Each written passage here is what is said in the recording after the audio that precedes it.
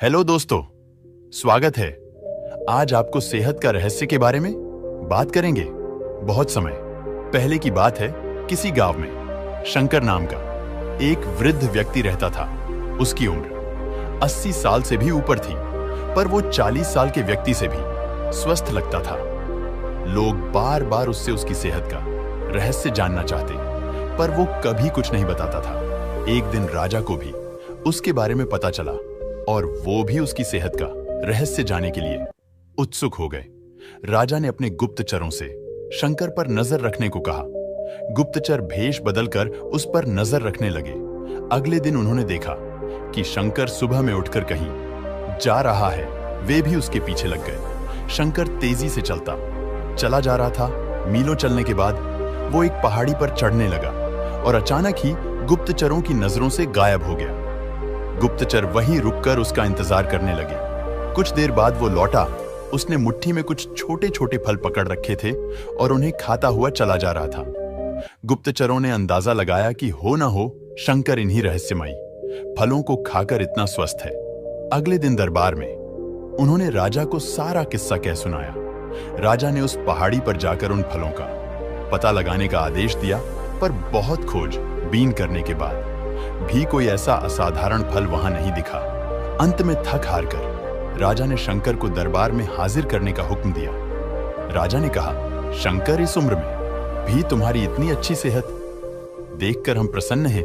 बताओ, तुम्हारी सेहत का रहस्य क्या है? शंकर कुछ देर सोचता रहा और फिर बोला, महाराज, मैं रोज पहाड़ी पर जाकर एक रहस्यमयी फल खाता हूं। वही मेरी सेहत का रहस्य है। ठीक है, चलो, हमें भी वहां ले चलो और दिखाओ वो कौन सा फल है। सभी लोग पहाड़ी की ओर चल दिए।